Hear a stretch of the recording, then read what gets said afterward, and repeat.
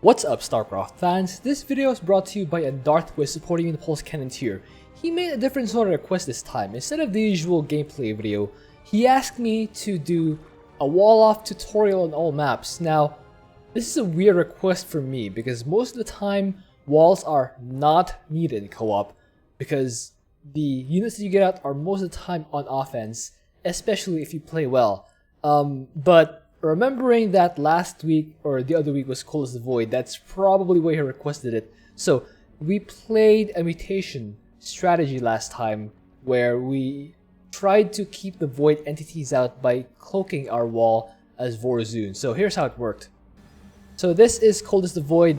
I'm playing as Vorazun and Endarthe is playing as Swan. So we wanted to cloak our wall here by building, of course, first and foremost the wall to keep the enemies out. And then I cloaked that wall as Vorazun so that the enemies won't have the necessary vision in order to attack the wall and gain entry into our base. So I also walled off my side. There are two ramps on the main base in the Oblivion Express. So we had to wall off these two sides to prevent the enemies from getting in. So here you can see that. So yeah, this is why I actually wanted he actually wanted to make a video, or he wanted me to make a video of walling off. You can see that the Zerglings got through because his wall off wasn't complete, so that's the reason why he asked for this video. We were able to recover from this, actually. So eventually, he was able to finish off this wall by adding this here depot, and he kept his SCVs to repair my Dark Pylon, so it is still cloaked. The enemies still cannot get through, and you can see the strategy working in. So we have a grand total of 21 workers each. And neither of us really have anything on offense. And all these guys in a straight up fight would absolutely demolish us. Which is why we needed the wall to keep them out of our base. To keep ourselves safe, to keep our infrastructure running, and so we can focus first on our infrastructure and economy, so that later on we will have the firepower we need to defeat this mutation. And yeah, that is why he asked for the wall.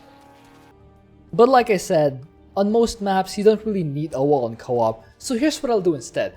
I'll give you guys these situations in co-op where you will actually want a wall.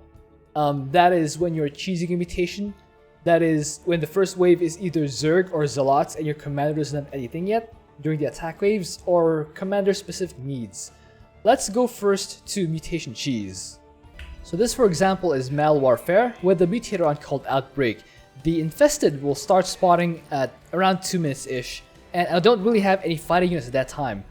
And I want to focus on economy. I'm building a command center here, but I don't want to really get defense early on just yet. So which is why that's the reason why I actually wanted to wall. If you can see, yeah, this is a full wall. This SCV cannot walk through. I have to lower this depot in order to get this SCV in. So this is one of the first situations. A mutator that you don't actually wanna fight early on yet, and you kind of want to focus on your economy, which is why yeah, you want to get a wall off so that the enemies, when they arrive, they will not be able to get into your economy. You will still be able to focus on building workers and infrastructure. You can maybe even lift this off later on. Drop this thing here. Yeah, so you can see, yeah, look. These dots here are infested. Let me just show you guys how it works. So, these guys will try to get in here. Check it out, guys. Check it out. Infested. They're trying to get in their base, but since we have a wall here, they have no access. So, yeah, this is one of those situations that calls for an early wall. So, another example of a situation that calls for walling off is this cheese on Eminent Domain. So for those of you who don't know, Eminent Domain is when you lose one of your buildings, it respawns for Amon. In this situation, I'm trying to use a bug on, or rather an exploit on this map, on Temple of the Past, where I wall off a section and I start these buildings burning. Once these completely burn up, they will respawn for Amon. And yeah, there we go. So I'll just be able to really get this. Yeah, so these buildings will create a wall off for Amon that he will not be able to walk through unless he is Sky Terran. So that's the singular situation where they will be able to get through. So yeah, look at this. This wall of Eminent Domain will not let the enemy through because they literally will choose not to attack that wall. So yeah, look, they're not even trying to cross. They don't even try to cross across because there's no way across. So that's, yeah, you can already see how this cheese works. So this is the second situation. Of course, you saw the other one, the one with Coldest Void, where me and my ally both walled off and cloaked it, so that the enemy will not be able to attack. So yeah, another situation where it calls for a wall. Do note that even when you have that same mutator, you don't always need a wall. Like for example, this was from the first example earlier on Malwarfare with Outbreak. I don't need to make a wall here because I can just rush out Kaldalis as Phoenix. So again, you have to consider commander, consider the strengths, and consider what other options you have before choosing to make a wall. Because sometimes all you need is this big guy to clear out all the infested. So again, same example, different commander, different needs. That's why you don't immediately go for the wall. Just consider when it calls for it. The next situation is when you know that the enemy is either Zlots or Zerglings. So before I get into that, we have to first look at the maps and the commanders. Most commanders, actually almost all the commanders, will either have a top bar or a hero available at 4 minutes. So they'll actually even need to wall off on maps where the first attack wave hits at 4 minutes on brutal difficulty. So let's have a review of the maps. Dawning Vermilion, first attack wave hits at 4 minutes, no problem there. You can hold that off easily with your hero. Scythe of Amon, first attack wave does hit before 4 minutes, so you will want to wall off on that, depending on where the enemies come from. Temple of the Past, definitely. First wave is at 3 minutes, you will want a wall there, unless you have a hero or a top bar available. For example, if you're Vorazun, you have Shadow Guard. If you have Tychus, you have Tychus. If you're Zagara, you can get Banelings out in time. If you're Alarak, you have Overcharge, Abathur, Toxic Nests. Yeah, so depending on your commander, even if it's Temple of the Past, you may or may not need a wall. But if you're a commander like, for example, Stetboy, you can choose to wall off on a map like Temple of the Past. You don't need to if you can get Banelings, but you can choose to wall off on this map. Another commander who can wall off, Kerrigan, you can wall off, although it'll be more difficult in Temple of the Past because the ramp is pretty wide and the narrowest point of the choke is pretty far down there, so maybe not. Who else? We can have Swan can kind of wall off. Maybe Zeratul. Yeah, Zeratul, unless you want to use one of your legions against the... Yeah. Like I keep saying, you have options here. But those who definitely don't need a wall, Vorazun, you can use your Shadow Guard. Tychus, you can use Tychus. Hanan Horner, you can use Magmines. Yeah, just consider the situation and determine from there whether you need a wall or not. Chain of Accession, the attack wave hits at 3 minutes and 30 seconds. Or rather, gets announced at 3 minutes and 30 seconds, but your hero will be available by then. Oblivion Express, definitely 4 minutes. You do not need a wall on this map unless it's mutation related. Lock and Load, this map is kind of too wide to wall off in the first place. Unless you're walling off the main ramp and you have a really cheesy strategy, not a good map to wall off on Lock and Load. Malwarfare, you should have your hero out at that time. Rifts to Core Hall, this one is a big wall off map because it's at 2 minutes, so you either have defenses or you and your ally will help to team up to wall off on this map. Missed opportunities, maybe. If you wall off on your ramp, the enemy can still go up the enemy's ramps or your ally's ramp. So if you're gonna wall off, maybe tell the ally to have static defense or a wall on his side or units. So yeah, Void Thrashing, this one can have an attack rate either at the 3 minute mark or at the 4 minute mark. So maybe this one is a maybe. Maybe you can start putting up stuff at like 2 minutes 50 seconds, and if no wave gets announced at like 3 minutes 8 seconds, you can cancel the wall. You don't need it because at 4 minutes, the attack wave will arrive if not 3 minutes. And your hero should be available by then. Dead of Night, you may still definitely want to wall, even when your hero is out. Just so you can kind of have your hero be aggressive, while you can still have something keeping the enemies out of your mineral line. Void Launch, definitely wall if you don't have Tychus or the Hawk out by then, or Ultimate Evolution. Minor Evacuation, there is actually... Yeah, you don't need to wall off here because the attack wave itself doesn't start until 6 minutes. The first ship will spawn, but you can't wall that off. It's like too big of a surface area, and you don't actually need. Yeah, you don't need to wall off on minor evacuation. Cradle of Death, first wave arrives at 4 minutes. You don't need to wall off on this one. Hardened Parcel, no wall on this one either. Your unit should be available. Your hero should be available on this map. Okay, so let's give an example. This map is Void Launch. The attack wave will arrive at 3 minutes. Kerrigan, my hero, will spawn at 4 minutes, so I want to wall. Instead of walling the main ramp, I'm opting to wall off just my mineral line. So you can see that here the enemy Zerg, based on the creep there, they'll probably send Zerglings. So I will try to wall off one part of my map, or one part of my base, just so the enemy Zergs don't get in. So once the wave gets announced, I will try to wall off this last part, just so the enemies don't get into my mineral line. The reason for the wall here is to prevent the Zerglings.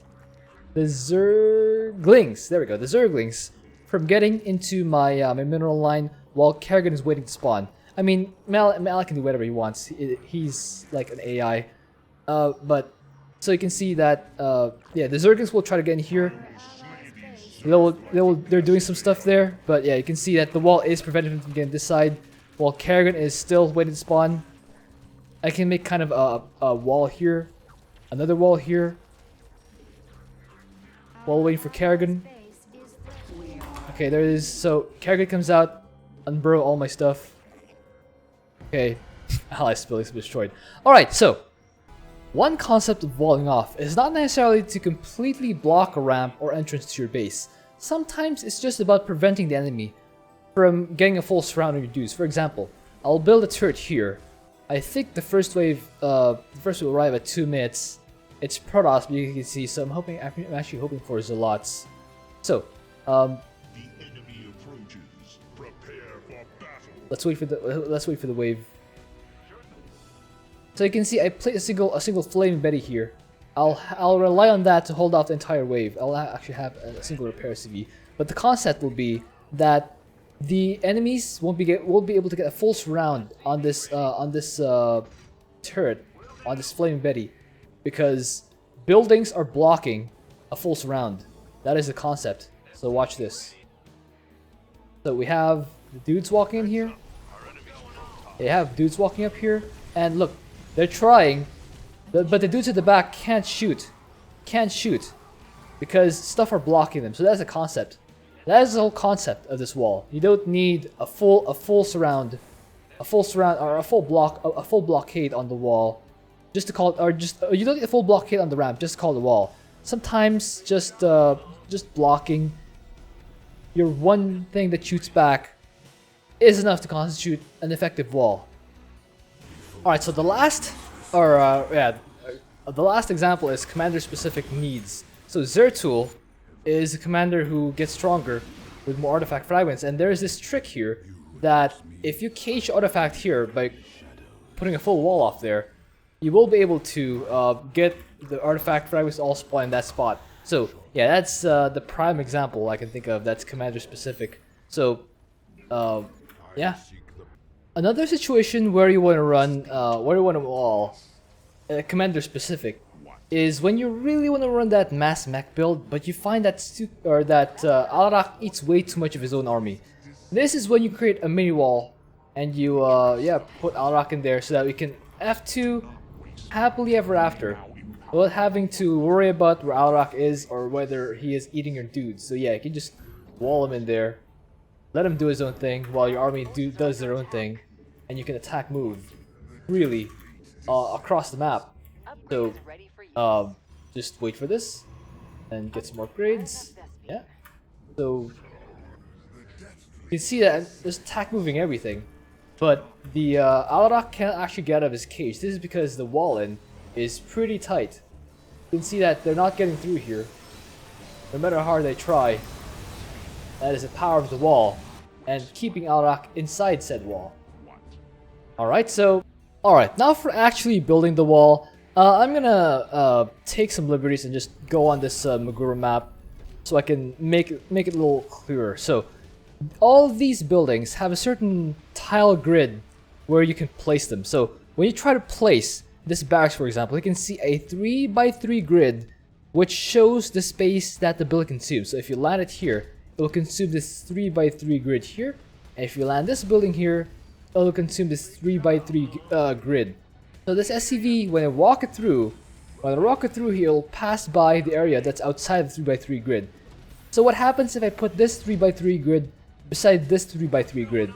When I try to pass this SCV through, it cannot go through. That is what the wall is. So to make a tight wall, the grid of the two buildings must overlap by, you can see, yeah, it must overlap vertically or horizontally by one grid. So if it's that tight, the SCV will have to go around the building. Same thing goes if it's horizontally overlapping. You can see it overlaps horizontally. So when you send the SCV to the other side, it has to go through the other buildings. If it's only touching diagonally, you can see. Yeah, let me show you guys.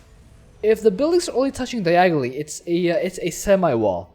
Small units like SCVs, Zerglings can still very much pass through, but large units cannot. So that's how you wall with regular buildings. For buildings like this command center, you have to make sure that they are two squares. They overlap by two squares, vertically or horizontally, with the command or with other buildings. You can see it overlaps two squares. Let me bring this thing here. It overlaps two squares horizontally with this barracks, which is why when I move this SCV, it has to go around the building. It has to go around the building.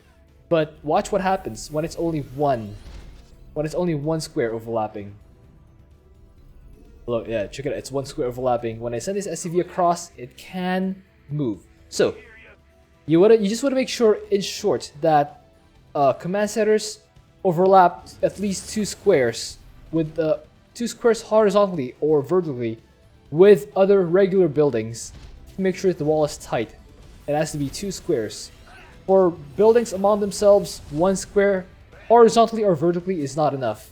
Diagonally will not be a complete wall off. So if you want a full wall off, make sure it's this tight. Two squares overlapping with command centers and other buildings, or one square buildings among themselves. Diagonally touching is not a wall off. So yeah, let's test again. Cannot pass through. How about here? Cannot pass through. But over here, it can't pass through. So that's how you wall with most buildings. There's a special exception with crawlers, spore crawlers, and spine crawlers. You just kind of assume that they don't wall off. Just don't use spore crawlers or spine crawlers. There is a way that you can kind of wall off with them, but only semi-wall. Just don't use them as walls. Just use regular buildings when you wall off. And yeah, that's basically how you when and a little bit of how you wall off. For like terrain, you just want to make sure that it touches the ends of the grid. It touches the end of the grid where you can place the building. So if you try to make this over here, just try to make sure it overlaps horizontally or vertically with the edges. So once you have that down, this SCV cannot walk through because it is walled in. Let me just wait for this barracks to cross. And once that lands, it is walled off. It is fully walled off. This SCV cannot walk through. That is how. Yeah, again, you gotta make sure that it overlaps horizontally or vertically with other buildings, as well as with the edges of the terrain. Yeah, that's basically it. Hope you enjoyed that. Thank you for watching, and hope this was informative. If you have an idea for what else I could do, please leave that in a comment. I will see you guys next time.